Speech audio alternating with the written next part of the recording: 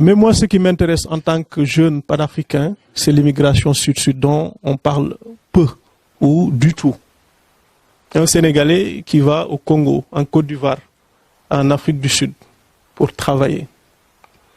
On nous parle depuis combien d'années de l'intégration africaine? Cette intégration qui tarde toujours à être matérialisée, à se réaliser. Très récemment, on nous a parlé de l'effectivité de la ZLEC, zone de libre-échange économique. Mais comment il peut y avoir une zone de libre-échange économique alors que les populations ont encore du mal à se déplacer à l'intérieur de l'Afrique? Souvent, certains vous disent qu'il est plus facile dans certains pays africains pour un Africain de se déplacer vers Londres, Paris, New York ou autre qu'à l'intérieur même de l'Afrique. C'est une réelle problématique. L'exemple que je vais donner pour cette difficulté de matérialiser la libre circulation des personnes, des biens, donc l'immigration sud-sud, c'est les récents événements du mois de septembre en Afrique du Sud. Des Nigériens qui sont chassés, tués à coups de machette, à coups de je ne sais quoi, juste parce qu'ils sont venus pour travailler. Donc, c'est très problématique. Et ce qui est d'autant plus dommage, c'est que les politiciens alimentent ces genres de situations. Ces genres de situations. Et c'est valable. Je discutais avec un tonton hier, il m'a dit que peut-être vous êtes relativement jeune, mais ce phénomène n'est pas récent. Il y a quelques années, des Sénégalais ont été chassés du Congo, du Gabon, pour ces mêmes raisons. Souvent en Côte d'Ivoire, il y a quelques années, on agitait la question de l'ivoirité. Et tout ça, c'est problématique. Tout ça, c'est problématique. Et pour, je pense, apporter une solution à toutes ces difficultés, il faut s'inscrire dans la voie du développement. Il est temps aujourd'hui que l'Afrique quand même prenne son envol, que l'Afrique commence aussi à développer son continent. On nous parle très souvent de l'aide au développement, on nous parle de transfert de technologie, on nous parle de...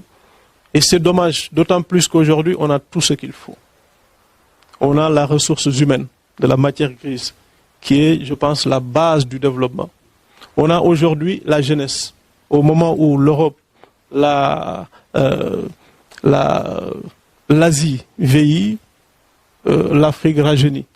Voilà, on a la population la plus jeune et d'ici 40 ans, je pense, ça va s'amplifier, d'ici 50 ans, d'ici 2050, pardon. On a du soleil, on a des ressources naturelles, on a des ressources minières. Donc concrètement, c'est quoi le problème? Je pense que fondamentalement, en Afrique en général, on a un problème de management, de leadership. Une réelle volonté politique qui manque souvent et qui est à l'origine de toutes ces difficultés. Moi, je suis étonné quand on me dit que voilà, le siège de l'Union africaine est entièrement financé par la Chine. Le budget de l'Union africaine est à 80% est financé par ses partenaires extérieurs. Et comme on dit en Wolof, Kula Abal Aybet, donc il y a un problème, il y a un préalable. Personne ne peut financer le développement de l'Afrique en dehors des Africains. Nous sommes les premiers acteurs. On a aujourd'hui tout ce qu'il faut pour. Et je pense que tant qu'on n'aura pas réglé ces questions, il y aura naturellement toujours des guerres. Et ces guerres sont les conséquences de ce qu'on observe. Une immigration massive. On prend les pirogues, les embarcations de fortune, les drames en mer, tout ce qu'on voit aujourd'hui. Donc il faut combattre le mal à la racine, mettre en place de véritables politiques de développement pour maintenir nos jeunes. Aujourd'hui, tous les jeunes cadres, en tout cas beaucoup que je rencontre, que je vois ici en Europe, en France en particulier, ils sont prêts à rentrer, à investir, mais souvent le cadre n'est pas adéquat.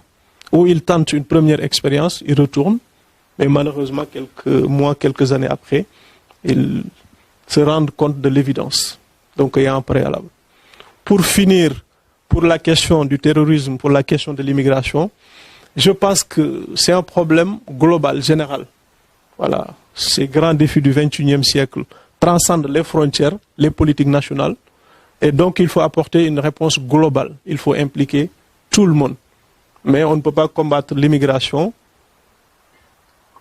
qu'à travers, en tout cas en excluant les pays d'origine. Ce n'est pas possible. On essaie, on a beau essayer, mais la mondialisation a fait qu'aujourd'hui, l'immigration, le terrorisme sont des patrimoines communs de l'humanité qui nécessitent dès lors une solution commune, une réflexion commune, partagée, et voilà, pour essayer d'y apporter des solutions. Ce sont ces quelques mots que j'avais à dire. Et pour moi, le plus important, ce sera surtout de faire un échange, de discuter, apporter aussi des points de vue critiques sur la question. Et sur l'aspect immigration pure et dure, je pense que les auteurs sont mieux placés pour y revenir de manière très, très, très concrète. Moi, je tenais tout simplement vraiment à magnifier l'importance de mettre davantage l'accent sur l'immigration sud-sud et de casser ces idées reçues que la France ne peut pas, ou l'Europe ou l'Occident ne peut pas accueillir la misère du monde, tout en sachant que voilà, c'est orienté vers l'Afrique. Je vous remercie une fois de plus, Moadi, l'assistance et les différents panélistes.